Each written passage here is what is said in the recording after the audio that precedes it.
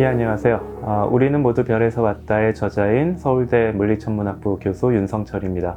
많은 사람들이 그런 질문을 던집니다. 사실 우주하고 인간하고 무슨 관계가 있느냐? 우주라는 게 인간하고는 무관하다 라고 생각하는 사람들이 사실은 대부분이에요. 근데 우리가 현대천문학에서 발견한 거는 뭐냐 하면 저 우주와 인간이 불가분의 관계가 있는데, 특히 어떤 면에서 그러하냐 하면 인간을 구성하는 모든 물질이 다 우주에서 왔다는 거죠.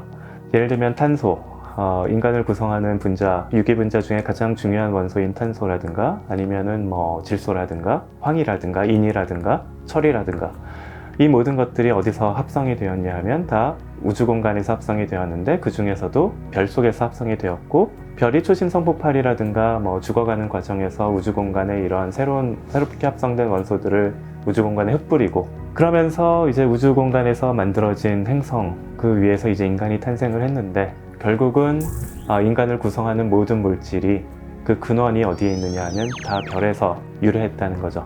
인간이라는 존재는 결국은 별의 먼지로 구성이 된 존재다라는 걸 밝히게 되고요. 천문학이 던지는 질문은 사실은 모든 인간이 가장 궁금해하는 근원적인 질문하고 맥을 같이 하고 있습니다. 우리는 왜 여기 존재하게 되었는가? 라는 질문인 거죠. 우리가 어디에서 와서 어디로 가고 있는가? 현대천문학은 그런 과거 사람들이 던졌던 질문을 가장 과학적으로 답해줄 수 있는 학문이라고 생각을 합니다. 미국 같은 경우에는 나사라든가 이런 기관을 통해서 굉장히 많은 연구비 그리고 투자를 하고 있습니다. 어떤 사람이 이런 말을 했다고 내가 기억을 하고 있어요. 미국의 그 예산 중에 가장 많은 부분을 차지하는 부분이 사실은 국방비예요. 근데 도대체 왜 그 많은 국방비를 쓰느냐 라는 질문을 던질 수가 있는데, 또 다른 사람들은 또 이런 질문을 던지는 거죠. 왜 그 많은 예산을 나사에 쓰느냐? 그런 질문을 던졌을 때 천문학자들의 대답은, 나사라는 기관, 다시 말해서 천문학을 연구하는 그 작업 자체가 사실은 미국이 그렇게 많은 돈을 들여서 그 많은 예산을 국방비에 투자를 해서 지킬 만큼 가치 있는 나라로 미국을 만들어주는 기관이 바로 나사와 같은 기관이다 라는 이제 대답을 했다고 합니다. 저는 그 말에 굉장히 동의를 해요. 그러니까 우리가 무엇을 위해서 돈을 쓰느냐 라는 질문인 거죠. 다시 말해서 인간의 가치를 무엇이 결정하느냐, 그런 질문하고도 맥을 같이 하고 있다고 생각을 합니다. 그런 가치를 찾아 나가는 과정에서 천문학이 굉장히 중요한 역할을 하고 있다고 생각을 하고요. 우주의 시작 시점에는 우주가 굉장히 뜨거웠어요. 온도로 따진다면. 근데 우주가 팽창하고 나면 그 온도가 점점 이제 식어가는 거죠. 그러니까 굳이 비유를 들자면 이런 거예요. 여러분이 이제 길을 가다가 어떤 외딴 오두막집을 하나 발견을 합니다. 근데 오두막집에 들어갔더니 그 아궁이에 약간 온기가 남아있는 거예요. 그러면은 여러분이 그런 결론을 내리겠죠. 아주 멀지 않은 과거에, 그러니까 하루나 한 하루쯤 전에 어떤 사람이 이 오두막에 살고 있었네? 누군가가 여기서 요리 같은 걸 했네? 라고 이제 유추를 해볼 수가 있는 거죠. 그 온기를 가지고. 빅뱅의 증거도 이거하고 굉장히 비슷해요.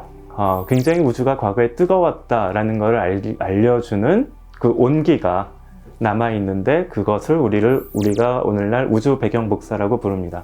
여러분 모두가 아침에 한 잔의 물을 드셨을 겁니다. H2O라고 하죠. 빅뱅의 순간을 통해서 물질이라는 것도 만들어졌는데, 그때 남겨놓은 흔적이 뭐냐 하면 수소하고 헬륨입니다. 그러니까 한 잔의 물에 담겨있는 수소가 다 어디서 나왔느냐? 다 사실은 빅뱅의 순간에 만들어진 거예요. 물 한 잔을 마실 때 빅뱅이라는 것을 계속 체험하면서 살아가고 있습니다. 그리고 우리 인체를 구성하는 물질 중에서도 DNA의 구성 성분 중에 가장 중요한 성분 중에 하나가 또 수소이기도 하고요. 우리 몸에도 사실은 빅뱅의 흔적이 그렇게 남아있는 거고요. 그런 식으로 따진다면 우리는 별의 자녀일 뿐 아니라 빅뱅의 후손이기도 한 거죠. 일단 개인적으로는 외계인이 어디엔가 존재할 거라고 저는 굉장히 강하게 믿는 사람 중에 한 명입니다. 근데 이제 외계인이라는 걸 얘기할 때 일단은 외계 생명하고 외계인은 좀 구별지어서 생각할 필요가 있는데요. 왜냐하면 생명이라는 것은 굉장히 광범위한 현상이고, 미생물도 생명이고 인간도 생명이기 때문에, 첫째, 생명이라는 현상 자체는 우주에서 굉장히 평범하게 발견되는 현상이 아닐까라고 개인적으로는 추측하고 있어요. 온도가 100도 이상이라든가, 아니면 압력이 지구 대기의 1000배 가까이 되는 압력이라든가, 심지어 바위 속, 지하 지하 한 2.7km, 그런 굉장히 땅속 깊은 곳에 태양빛이 닿지도 않고 산소가 존재하지 않는 곳에서도 미생물들이 굉장히 많이 서식을 하고 있습니다. 그렇다면 우주라는 공간이 굉장히 척박해 보이고 인간이 살기에는 적합하지 않아 보일지라도 미생물이라는 개체를 생각했을 때는 화성이든 금성이든 얼마든지 서식할 수가 있겠구나, 얼마든지 살아나갈 수가 있겠구나 라고 우리가 추측을 해볼 수가 있고요. 만일 그렇다면 또 진화라는 현상을 우리가 또 생각을 안 할 수가 없는데, 그렇다면 외계 환경에서도 그들 나름대로의 진화가 있었을 것이고, 또 그게 뭐 10만 분의 1, 뭐 100억 분의 1 그렇게 작은 확률이라고 할지라도 우주는 워낙 광대하기 때문에 우주 어디엔가는 지구에서처럼 인간처럼 굉장히 지능이 높은 그런 생명체가 진화해서 출현했을 가능성이 어디엔가는 분명히 있을 것이다 라고 저는 생각을 합니다. 외계인을 만나면 이제 사실은 묻고 싶은 이야기가 굉장히 많습니다. 신이라는 개념이 있느냐, 당신들은 빅뱅을 어떻게 해석하느냐, 그리고 궁극적인 물리법칙이 존재하느냐. 아직 인간은 그걸 발견하지 못했어요. 그러니까 양자역학과 중력을 통일할 수 있는 그런 원리를 아직은 발견하지 못했는데 당신들은 그런 걸 발견했느냐. 그런 것부터 시작을 해서 과학적인 질문인 거죠. 더 나아가서 당신 정말 외계인들에게도 자본주의라는 시스템이 존재할까? 아니면 그 사람들도 민주주의라는 어떤 정치 시스템이 있었을까? 아니면 인간이 찾아나간 어떤 정치, 사회 시스템보다 더 나은 시스템이 과연 존재할까? 외계인들은 그런 것들을 구현했을까? 그런 것도 굉장히 궁금하고요. 또 그들의 음식은 어떤 맛일까? 우리가 먹을 수 있을까? 혹시나 먹을 수 있다면 우리가 그들의 맛을 느끼면서 우리도 공감할 수 있을까? 그런 것들도 굉장히 궁금하고 많은 것들이 궁금합니다. 자, 그 창백하고 푸른 점이라는 그 제목을 단 사진이 사실은 보이저호가 찍은 사진이었는데요. 보이저호가 명왕성을 지날 때 찍었던 사진이었습니다. 근데 그때 칼 세이건이 일부러 그 사진을 찍도록 그 보이저호를 프로그래밍을 했다고 제가 들었는데, 칼 세이건이 그렇게 한 이유는 뭐냐 하면 지구인들한테 그 모습을 보여주고 싶었대요. 그러니까 지구라는 그 행성이 얼마나 작은가.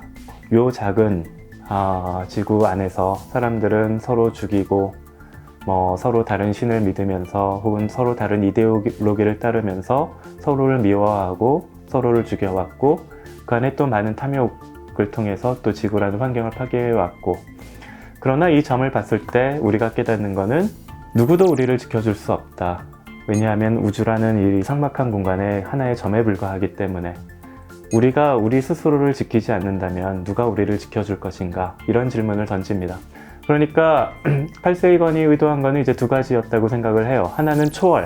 많은 경우에 우리는 아둥바둥하면서 살다 보면 이 세상을 바라볼 때 주관적인 편견이 담기기 때문에 우리의 모습을 객관적으로 보기가 상당히 어렵죠. 근데 우주라는 공간에서 지구를 내려다보면 그때 이제 좀 사람들이 객관적으로 인간을 바라볼 수 있는 어떤 기회를 갖게 돼요.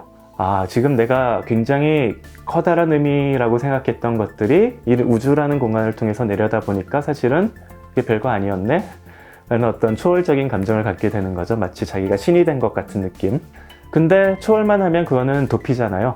그러니까 일상적인 생활에서 도피하려고 초월하는 경우도 많고, 그게 많은 종교인들이 또 그런 함정에 빠지기도 하는데, 근데 이제 칼 세이건은 거기서 끝나지 않고 초월의 감정을 느끼게 하는 데서 끝나지 않고, 우리 스스로가 이 지구 안에서 지구를 지키지 않는다면 우리는 아무런 길이 없다라는 걸 이제 일깨워 주는 거죠. 현실에서 우리가 어떤 태도를 취해야 될 것인가를 그 점 하나로 일깨워 주는 그런 일을 했다고 생각을 합니다. 또 그것이 천문학만이 또 할 수 있는 일 중에 하나라고 생각하고요.